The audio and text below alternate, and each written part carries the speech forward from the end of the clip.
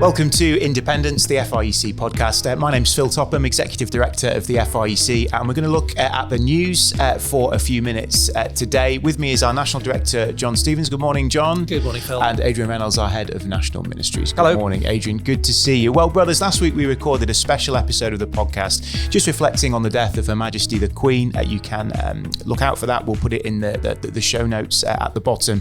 It's been a week of sombre reflecting, but actually great affection for Her Majesty, I think, hasn't it, in this period of national mourning? Yeah, absolutely. I mean, I think it's been a sort of a remarkable week in many ways. There's been a very seamless transition, it seems, to the reign of King Charles, who seems to have started well with his public address to the nation. Largely, there has been, I think, an expression of deep affection for the Queen, gratitude for her reign and rule. I think that's been the overwhelming view. There's been some protests. There have been some sort of people who have kind of objected to the Queen's rule. There's been a bit around the Commonwealth of it reminding people of colonialism, and there's been some ambiguity, which I think is the problem of the fact that the Queen both represents the British government but is also an individual. And I think within the UK itself, we see the Queen primarily as an individual who we know, rather than as simply representing a kind of an institution. I think the fact that large crowds have wanted to gather to pay respects is the case. I don't think it's been a period of great national sorrow at an emotional level in quite the same way. It's not quite like the death of Diana. Which was a shock. In a way, this was less so. There's been applause, as a coffin has passed. People have been applauding him, which is the modern thing to do. But I think that it's not the death of somebody young that was totally unexpected, and maybe people didn't identify with the Queen as being like them in quite the same way. So it's different in that sense. Preparing for the funeral, it's going to be a remarkable gathering of world leaders. I mean, astonishing the numbers of heads of states, heads of government who are going to be gathered together in one place at one time. I think we've also seen the humanity of the royal family, which has really struck me. And we talked about this a little bit last week in the podcast about how we ought to be praying for them as human beings created in God's image. One of our colleagues, Andy Hunter, went along to the Royal Mile in Edinburgh, and he was just at the front there as they walked past, and his comment was that King Charles was a bit shorter than he thought, but actually just we've seen lots of HD 4K close-ups, haven't we, of the royal family. I found that vigil thing when they're all standing in front of the coffin actually very uncomfortable. I thought it's a shame they had to be put through that. It's a relatively modern tradition. I don't think it was necessary. But actually, just sort of seeing the grief on people's faces, on the King especially, and then people filing past and observing that, all felt a bit gawkish. And I really actually, in a way that I thought was unexpected, felt a deep sense of compassion for the royal family, just trying to grieve someone who was a family member, but obviously was also a public figure, and trying to get that balance right. And actually, most of the grief that they've had to kind of express has been through public events, it seems. And it seems a shame to me, but there we are. I think it gave me a deep sense of compassion for them as human beings. And Princes William and Harry coming together, a bit of reconciliation potentially there? Well, yeah, I think firstly it's worth noting there's been perhaps a slightly different tone than we might have expected for this kind of royal event. I think that's been evident in the way that Prince Charles has spoken, and was obviously very emotional and moving in the way that he spoke. I think people have not known quite how to respond. So there was some initial confusion. Should events be cancelled or not? Should shops close on the day of the funeral, or even ahead of that? I think quite rightly, or Centre most are Parks, closing on fact. the day, or Centre Parks. And I think that showed that people didn't really know quite what the right thing was to do. And I think it was quite remarkable that Prince Charles encouraged people to continue in events. And he said that he didn't want this to disrupt public life too much. And I think that's a really striking difference.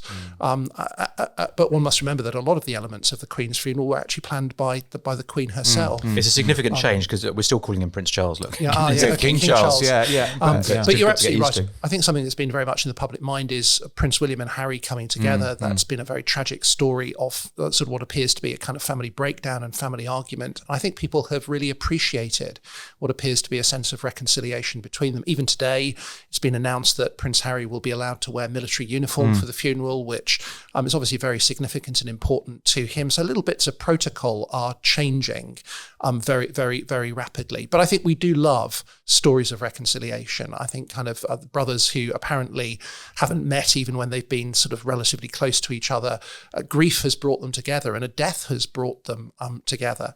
And in many ways, that's a deeply biblical story, really, that those who are alienated from one another are united and brought together. And often it's death that does that. So one thinks about kind of Ishmael and Isaac being brought together to bury Abraham. You've got the great reconciliation story in the Bible of Jacob and Esau, who had kind of gone their separate ways, but actually were ultimately reconciled.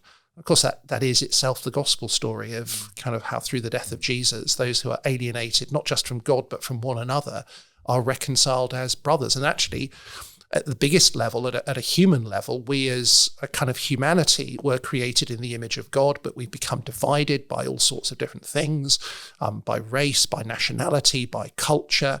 But actually the gospel through the Lord Jesus brings us into reconciliation with one another. And that's kind of a good news. That's what the gospel is all about. And to just sort of see that pictured in some way, and one hopes that it will be a real, deep, lasting kind of reconciliation. So I think there's been massive public appreciation of that. And we've looked back on great public duty that Her Majesty, the Queen, was involved in. And John, I think you likened it to sort of a Christ-like duty, really, in her service and giving up all of her life in service. Yeah, I think lots of people have pointed to the Queen and her example of dedication, the way that she faithfully kept the vow that she made in 1947. Many of us will never know the personal sacrifices she will have made. I mean, one thinks of the numerous things she will have attended, the people that she will have spoken to. It's been a life of service, and most people, cease working in that way well before they reach their 70s. The Queen has gone on and was working almost until just before she died. So it is a remarkable life of dedicated service, putting the nation sort of first. And I think people have drawn that comparison with the Lord Jesus. And of course, because the Queen herself did, she spoke in sort of numerous kind of Christmas messages about the example of Jesus, of love and service. And in that sense, she pictures something very significant about, again, the Christian story, that we believe in a God who stepped into our world, who was prepared to serve and give himself, who put his people ahead of his own kind of interests to be able to save and rescue them. So there is something deeply kind of Christian in that example. But I think it's worth us remembering that, as with every single human being, we only in some small measure picture what Christ has done for us. I think this language of example is really interesting biblically, because the Bible does give us lots of examples, and we're used to reading the Bible and looking into the lives of all of the characters and thinking, how does that kind of provide an example for us? Some preaching in some churches is largely moral example drawn from the lives of Bible characters. But actually the big Bible story is that those are all just partial glimpses of the real example, which is Jesus himself. And I think actually we should be cautious about making human beings our example as if that is the ultimate. It's actually Jesus who is the ultimate one, who served and sacrificed. And I think even in relation to the Queen served, but she continued to serve from a position of some privilege. She was able to withdraw to Sandringham at Christmas, to Balmoral. Yeah. She enjoyed a lifestyle that, although she was herself very abstemious, actually she was surrounded by kind of great wealth. And we need to remember that the Lord Jesus goes way beyond that. He kind of gave up the glory of heaven. He became poor. He was born in a stable. He lived a human life in a kind of an occupied country, a life of poverty in which he apparently owned nothing. Yeah. So his example of service and sacrifice goes way beyond the example of the Queen, or indeed of any human being. No one has ever done what Jesus has done in that sense. And I think you touched on just earlier on the funeral. And it's worth thinking about the funeral in that context. So I think we ought to be praying that the funeral will exalt Jesus as the ultimate servant king. I think there is a danger in these moments, as all of us know. I mean, many of the people who'll be listening and watching will take funerals. It can sometimes be very difficult not to make funerals just wholly about the person who's died, especially if you've got a short crematorium service. And I think what we're really praying for the service on Monday, which has long been planned, but we don't have any details of it yet as of today. I think we're hoping and praying that the Dean of Westminster, who's chairing the service, the Archbishop of Canterbury, who's speaking, that actually it will point people towards Christ. I think possibly, is this right? Certainly in our country, more people will be watching a church service on Monday than ever have probably in the last 40 years, maybe with the exception of the funeral of Diana. So it is an exceptional moment. We were praying for it in our small group. We're quick to criticise, aren't we, when the gospel isn't preached? But here we are, advance of the moment. We need to be praying actually that the gospel will be clearly preached. It does feel an odd thing. The whole day has been planned by the Earl Marshal. He's sort of led the committee and sort of led it all up. He's a Catholic, of course, which is a slightly odd juxtaposition. So I'm really praying for a clear proclamation of Christ as the servant king, and even calling people to follow him. That would be astounding and really significant. So we don't know what's going to happen. We don't know what songs are going to be sung. We can guess, but we don't know yet. So that's my prayer, and that's what we've been praying in our church. I think that's what all Christians should be praying. That whatever our churchmanship, we should be thinking, here is an opportunity where people will tune into a service. They will be listening. They won't be zoning out the sermon. They are listening to hear what people say. And actually, it's an extraordinary moment. I think that's entirely right. Although the Earl Marshals planned it, or planned the pageantry, the Queen herself has actually contributed a great amount to the service. Yeah. But I do think this is there's going to be a worldwide audience that is immense. Yeah. And in that sense, it's an amazing opportunity for the good news of Christ and what he's done to defeat and all those death world leaders absolutely listening to what potentially could be gospel proclamation. And I think we ought to be praying earnestly for the Archbishop of Canterbury, who is preaching into that situation, both to be able to give kind of a testimony to the Queen herself and appreciation of the Queen, but actually to point us to the Lord Jesus. And what an astonishing opportunity to be able to commend him. And I think sometimes as Christians in our churches, we are often critical of sermons afterwards. What it was like, whether we liked it, whether it said what we thought ought to be said in the way we want to. We can be very critical. But I wonder whether sometimes we don't actually spend time praying for those who are preaching in advance. So we criticize afterwards, but we don't pray for that work of preparation, that care of choice in words, for faithfulness, for power in proclamation. Surely we ought to be praying for the Archbishop of Canterbury in this instance to be able to preach with clarity and faithfulness. And no doubt it's a daunting weight to know both that you have the audience in front of you, but also that worldwide audience. So it's a daunting responsibility, but also an astonishing opportunity. You mentioned the seamless transition from Her Majesty the Queen to His Majesty the King, Prince Charles becoming King Charles, obviously on the Queen's death. One of the things that happened there was that Parliament have to swear a declaration, a solemn oath to serve the King. And it was picked up that Sir Keir Starmer, he didn't put his hand on the Bible. He instead just gave a solemn declaration, and some comment was made on this. John, you wrote about this for Premier Christianity, I think. What's your take on Sir Keir Starmer making a solemn declaration but not placing his hand on the Bible? My view is I think I kind of have some respect for him and his integrity, that he is an atheist. That's his position. At one level, it would be hypocritical for him to swear on the Bible and in the name of God, because he doesn't kind of believe. And it seems to me that if that is the case, then it's absolutely right that the person act in accordance with their kind of conscience. And actually, this has been an evolving part of the British Constitution. Back in the 19th century, at the beginning of the 19th century, you could only be in Parliament if you were an Anglican, and not only were offering an oath in the name of God, but actually affirming the doctrines of the Church of England. And gradually, that became unsustainable in a country which was kind of multicultural, multi-faith, multi-religious. So non-conformists were excluded from Parliament and from serving in all kinds of public office. So the oath was changed to make it a kind of a Christian oath, but not a specifically Anglican oath. Then steps were taken to allow Jewish members of Parliament to sit who couldn't affirm in the name of the Christian faith, but could affirm on the basis of their faith and the Bible. And then eventually in the late 19th century, the issue arose of what about people who were atheists, who didn't want to make any kind of religious comment at all. And Parliament eventually allowed there to be a solemn affirmation by those who do not have any faith in God. When did that happen? I think it was 1888 or thereabouts. Okay. There was actually by which time it had a Jewish prime minister, of course. Although he was a baptised Christian, so Disraeli had changed his faith in order to be able to kind of serve in that way. Actually, it was an MP from Northampton who was elected, who was an atheist who refused to kind of take the oath. In fact, he was imprisoned initially for refusing to take the oath, and in the end, Parliament allowed him to make a solemn affirmation. In fact, then legislation was introduced that meant that even in jury service or in other roles, you could choose to affirm rather than to. You've done jury service, haven't you? I've done jury service. What did you do? I affirmed, but that's because, generally speaking, I think as Christians, it seems to me Jesus teaches we don't need to take oaths. Our yes should be yes, our no should be no. I was in a jury in which I knew that most of the people there weren't Christians who were happy to swear on the Bible, and at one level, I chose specifically not to. So you were the Christian who didn't swear on the Bible, which was actually led to some really interesting questions, because they also knew that I was a reverend in church churches. So they were slightly surprised. Why didn't you? And actually that gave opportunity to be able to speak. Now, I'm not an absolutist about taking oaths. I think that's been a debate within kind of Christians. There can be some contexts in which, for the sake of others, that might be an acceptable thing to do. But my preference is not to. So I commend Keir Starmer for doing that. Actually, he's not the only one. In 2019, when Parliament sat after the last general election, there were over 150 MPs who chose to affirm rather than not. Some people think maybe, is this a bad sign? Would he make a bad prime minister because he's an atheist?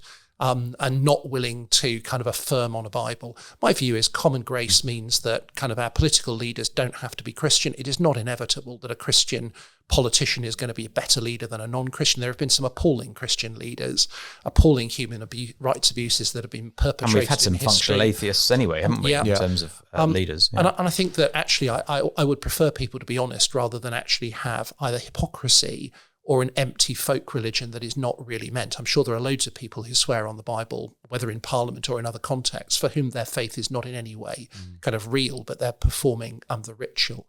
And I think I would prefer a kind of a straightforward sort of honesty. Well, Her Majesty's passing, we will watch with interest the funeral on Monday on the bank holiday that's been declared by King Charles. It's a reminder that life goes on, though. There's other things happening in the world. Yeah, it does. And I think the Queen her death was not untimely. Lots of people have talked about being shocked, which at one level is, I think the shock of it is, this is the end of an era. Yeah. The shock is not, here's someone who is 96 who has died, because actually not many people make it to 96, frankly. So there is a sense in which life does go on, and people are born, people die. I always feel sorry for people who die in this period, because it sort of slightly gets subsumed, doesn't it, in everything else that goes on. So just last night they announced that Eddie Butler, Welsh rugby captain and BBC commentator, very well known BBC commentator, died very young, really, 65, of prostate cancer. The second quite famous person to die of prostate cancer in the space of 2 or 3 weeks. Bill Turnbull, BBC presenter, died just a few weeks ago. And it's just a reminder, actually, that not everybody has a long life. Not everybody lives to 96. And actually, death is an ugly intruder. And for some people, it is untimely, it's painful. And there is an urgency, too, about the mission work that God gives us. Because actually, death does come to all. It is unavoidable. And for some, it comes earlier than is expected and planned. Even before these two men could get their state pension. They've died. And it's just a good reminder that actually life does go on. It made me think, actually, when Kennedy was assassinated back in 1963, because, of course, there were two other famous deaths on the same day. Aldous Huxley, atheist writer, died on the same day, as did C.S. Lewis. And those kind of deaths were just subsumed in all the noise about Kennedy, I guess rightly so. But it is a reminder, actually, that even when these seemingly significant things happen, that actually the rhythm of life continues. And our job as Christian ministers actually is to minister to the people in front of us. We keep saying that. And actually for people in front of us, there will be things they're thinking about to do with the Queen. There will be emotions and things to tackle. But actually also life goes on. People are going to work. People are struggling with money. People are being born. People are dying. People are getting cancer diagnoses. People are ill. People are struggling with autistic children. All those sorts of things don't change just because of the significant moment. And I think we've got to be careful as leaders that we don't put all our eggs in one basket. If you wake up on Monday morning, the day of the funeral, and you've got struggles at home, if you've got a very serious health issue yourself, or you're struggling with children with serious health issues, Monday's going to be just as difficult as the next day and the day before. It's not going to be any different, and so we still need to be ministering to people in their current needs, I think. And many of our churches have Ukrainian refugees in at the moment. The war in Ukraine is still ongoing, isn't it? Let's talk about that for a moment. It seems to have been potentially a turning point this week, John. Well, that's certainly how it's being presented. There seem to have been astonishing advances by the Ukrainians as they begin to retake territory from the Russians, which is not really what anybody expected when this war broke out earlier in the year. So, it's easy to forget that the Russian forces were on the very edge of Kiev, and it seemed that this kind of massive nation was bound to prevail, just overwhelming numbers and equipment. So it is remarkable that the Ukrainians seem to be kind of pushing the Russians back. And there's more and more comment along the lines of a hope or an expectation that the Ukrainians will be able to win this kind of war. And I guess a number of things have contributed to that. It's the supply of weapons from the West. That's made a huge difference. particularly the supply of quite high-tech weapons, kind of HIMARS missiles, the kind of guided shells, the provision of intelligence and support has helped to even the playing field and equip the Ukrainians. So being properly equipped to be able to fight has made a massive difference to that. Also, obviously, the kind of the morale of the Ukrainian forces. It seems that there is a collapsing morale amongst many of the kind of Russian units that are fleeing, people who are there not knowing really why they're there, not wanting to be there. Where, of course, the Ukrainians are fighting with remarkable courage to be able to kind of claim back their own and land. the lack of allies for Russia. I mean, that's the other surprising thing. So yesterday, Putin went to Azerbaijan and met President Xi of China, and actually, I mean, there wasn't a frostiness, but there was a surprising coldness about the relationship, and the lack of certainly military support that China has given Russia, which is basically zero, so it appears. So China has been buying very heavily discounted Russian oil and gas, but there hasn't been a two-way trade. You'd expect, all the things that the West perhaps has been supplying to Ukraine, perhaps China might be pouring into Russia in a sort of 1950s, 1960s kind of scenario, but it's not been happening. And actually, we've been reading that Russia has been buying munitions from North Korea, of all places. So clearly, the allies that have got behind Russia appear to be essentially Belarus, North Korea, sort of pariah states essentially, and not much else. No, not much else. I mean, anybody who listens to the podcast will know that I'm interested in military history. I think one of the... Are you, John? Is that right? I don't think we'd never heard you talk about it. It's it. been a kind of a lifetime interest, but actually as a Christian, one of the reasons for that is because war is so often seen as a metaphor in the Bible for the Christian life, for Christian mission. It's kind of one of the most common repeated kind of ways of speaking about the Christian task. Now, we've got to be very careful with that because that is a metaphor rather than a call to a literal kind of war. But that means that lessons that can be learned from conflict do actually just help us reflect on sort of our spiritual struggle. And I think in Ukraine, this idea that the small country that sort of seemed to be in danger of being overwhelmed, that people perhaps thought didn't have a hope, the fact that they are winning that victory. I think there are parallels with that, with the spiritual warfare that we find ourselves engaged in as a church, as Christians. We can feel very small. We can feel kind of overwhelmed by the scale of opposition, by the power of the enemy, by the spiritual forces that we are up against. But actually, the Bible encourages us that the victory will be ours. God supplies us with the weapons that we need to win and to fight. And in Ephesians, that's the kind of the word of God and prayer. The fact that God speaks, the fact that God hears and answers our prayers, his power through the work of the Spirit, and his provision of protection through the full armour of God guarantees that we have sufficient to be able to stand and fight and win sort of the victory. And in many ways, God supplies, but we need to be those who take courage and fight with confidence of that. So I think that is the daily struggle of the Christian life, and that is the ongoing kind of challenge and struggle of the church as it seeks to bring the good news of the gospel to there's a reason, the world. isn't it? David and Goliath has entered the secular vocabulary as a kind of underdog against the sort of the mighty Philistine, and I mean that's essentially what Russia appeared at first, isn't it? It appeared David and Goliath, and that language was used. But actually, that's the nature of the Christian battle. We've got to not overestimate Satan and his power and influence, but we mustn't underestimate it either. We do have a powerful enemy. He prowls around like a roaring lion, looking for someone to devour. But actually, like David, we're not fighting alone. We stand in the name of the Lord, and we are given the weapons we need to fight and win that victory that Christ has essentially won for us first. We're standing in his shadow, aren't we, as we do that? And I think actually Adrian's point about allies, those who are prepared to support and help in the Christian life and in mission, we're not all attacked at the same time at the same point.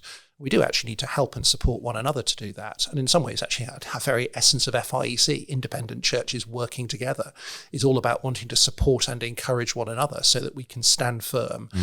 It's about sharing our resources with one another. There may be other churches that have got different struggles that need help, support, prayer, money, gifts, people. Being willing to give away in that sense, in the way that the West has done to Ukraine, is a sort of, in a sense, pictures the very way that in the New Testament the churches support one another to be able to kind of engage in the conflict that they find themselves in. And that's exactly what FIEC is really all about. We need to bring this into land. There's one other story I wanted to touch on before we finished. When I worked as a journalist, I was always fascinated how quickly the news cycle would change. And that's certainly been the case with regards to the cost of living crisis. So before the death of Her Majesty the Queen, it was all about what Liz Truss was going to do as Prime Minister to help with the cost of living crisis. She announced the energy cap. And then, of course, that news has really been pushed down the agenda by the death of Her Majesty the Queen. So can we just talk about the cost of living crisis? It's not actually an energy cap. So I think that's part of the problem. It's a guarantee. It's a guarantee of what you'll pay. Well, it is a shift. It is a shift actually from what's been there before. Yeah. So some of the detail is still hazy. Yeah. And we're going to but it's going to make a difference, I think. It's going to make a difference to individuals. It's going to make a difference to organisations as well. Although the detail of the organisational help hasn't been revealed public. Yeah. And obviously for churches that's very relevant. Actually, just picking up on John's point and touching on the hardship, FIEC has recently been given a gift by a church. Not a huge gift, but a significant gift for us to pass on to churches who are finding life financially difficult, which is just a great example, actually, of churches standing together. I mean, it's about money. It's not always about money. Working together is about all kinds of things. But we'll be publishing some details on how you can access that over the next few days and maybe a couple of weeks. But that's a good example, actually, of how a church that's relatively well off has seen the cost of living crisis and said, actually, it's not just individuals who will need help. Churches will need help. Yeah. And so can you distribute this money for us? So actually, that's really thrilling to see that churches are actually looking out for one another in that way. But yes, I mean, the inflation is down slightly this week, and I think fuel prices people will notice are going down, that there will be a recalibration. But there's no doubt. I mean, I did this is going to sound very pretentious. I did the shopping order last night online rather than going to the shop. But actually, you do notice that everything is more expensive. Yeah, I mean, sometimes significantly so. So I think the pressure is down, but not off. I think on that. Yeah, it feels though with the energy announcement that was the thing our family was most concerned about, I think, was how high would the energy bill go. It does feel like that we've been rescued from that a little bit, or am I overstating that? I'm mildly optimistic that it won't be as bad as has been predicted. Certainly, the government is beginning to take massive steps of intervention. So there was already £400 that we're all going to start getting from next October. Yeah. Those who are on kind of benefits are going to get another £650. There's the cap on the total amount that's going to be paid. It looks likely that government will remove the green levy for a period of time, which will be another £150. If predictions are right, the fiscal event that's going to be held this week will probably cut taxes, cut national insurance, and therefore people will have more money in their pocket to pay for things. So it looks as though the dire predictions as to what would happen and the implications for families and individuals will be largely ameliorated. It may not be dissimilar to the COVID thing, isn't it? You're right at the beginning of COVID, we were saying, what's going to happen? We're all going to be destitute. And actually it turned out for many of us, we weren't spending money on going out, and so actually many people have more money in their pocket, and maybe there will be a kind of similar reflection at the moment. And I think personally, I just thinking about the news cycle, I found the summer really depressing. The news was dominated by how terrible it was going to be, predictions of the dire consequences. The government, there wasn't a government in place that was able to make announcements. I have to say, I found kind of watching the news, listening to the news on a regular basis actually just thoroughly depressed me. And it could set the agenda for how I would think. I mean, and in some ways, I think actually it was a good liberation to be away on holiday and not watching the news in that regard. And then, of course, coming back, the Queen's death has kind of, in a sense, taken the place of those political discussions. And it's just a reminder that sometimes our emotional feelings and perspective can be deeply affected by kind of a news cycle that constantly wants to create crisis and reminders of crises. And it's difficult, I think, at that point to keep a personal, emotional kind of perspective. I read some time ago, that one of the challenges we face is to kind of, in a sense, ration our news intake so that it doesn't dominate us in that way. I remember something very helpfully saying, get all your news from reading newspapers. Don't be listening to the news constantly, because you listen to news all through the day. And I think there's a proper balance to be had of wanting to be informed of what's happening, but not to allow it to psychologically take over. And I struggle to do that, but I've tried to not. I need to go and retune my radio. I hope we're drawing to a close, Phil. Yeah, I've got to go and retune my radio. Get rid of 5 Live. No, don't get rid of 5 Live. I like 5 Live. Carry on. For Christians, I think, again, as we preach the gospel, we have to have that balance of, on the one hand, the news of God's coming judgment, of our sin, of the crisis in which we find ourselves, but yet at the same time, the good news that God has done something. Yeah, it is good news, isn't it? And let's touch on that. So the good news of what God has done in the Lord Jesus, that is very much the theme of the Evangelism conferences. That's right, yes. Coming up. Yeah. Adrian, do you want to say a little bit about that? I've been involved in that. So we've got Randy Newman coming to 4 Evangelism conferences, 1st of October in Northern Ireland, and then the Tuesday, Thursday and Saturday. So let's work that out. 4th, 6th, 8th of October. Tuesday in London at All Souls, Thursday at Holy Trinity Platt in Manchester, and then the Saturday at Charlotte Chapel in Edinburgh. Randy Newman is actually a great C.S. Lewis. We talked about C.S. Lewis a little bit earlier. He's a great C.S. Lewis expert, and he's going to be talking a little bit about C.S. Lewis. I think they're great events. They cross denominations, but they're a way really that those who are serving in the work of evangelism can encourage one another in the local church. I'm going to be at all the mainland ones. I'd love to see you there. It would be great to be. So unlikely that many of our folk will go to the Northern Ireland one, but on the 1st of October, we've got our own event going on, John, which is our centenary service at Westminster Chapel in London. Do you want to say a little bit about that before we close? Yeah, this year is the 100th anniversary of the founding of FIEC. Back in 1922, E.J. Poole Connor had a vision to want to bring independent churches together so they could encourage one another and support each other in gospel ministry. We want to give thanks to God for the way that sort of vision has been blessed over these last 100 years. We've stood firm for gospel truth. We've grown from what was originally 18 churches to about 630 churches. There are a very large number of people who've given an immense amount of time and energy and prayer and support to the work of FIEC over that period, and we want to rightly honour that. But we also want to look forward to the future, because we think the things that FIEC stands for are, in many ways, even more relevant for today as we face the challenges of an increasingly secular, non-Christian society, when the church is assailed by kind of false teaching that would want to distract from the gospel. So we want to gather together to give thanks, but also just to remind ourselves of why we exist and why that vision is so important, because we long to see healthy churches in every community that are working together for the cause of the gospel. So we're going to be gathering in Westminster Chapel, which is a long story there, a remarkable ministry of Martin Lloyd-Jones, who was in an independent church, a congregational church, which eventually left the Congregational Union and joined FIEC. So there's lots of history connected with FIEC. 3 p.m. 3 p.m. And 1st of October. For about an hour and 10 minutes, we're going to give thanks, praise together, hear God's word taught.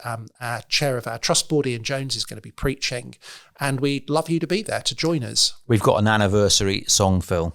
I know, I've heard this. Yeah, Tim Chester and Phil Moore have written us an anniversary song. Fantastic. So previewed for the first time at the Thanksgiving service, 1st of October. 1st of October, 3 o'clock, Westminster Chapel. Do join us if you're able to. Thanks for listening to Independence, the FIEC podcast, as we're looking through the news this week. Do rate and review the podcast if you've enjoyed it. Thank you, John and Adrian, and we'll speak to you again soon. God bless. See you. Thanks, Phil.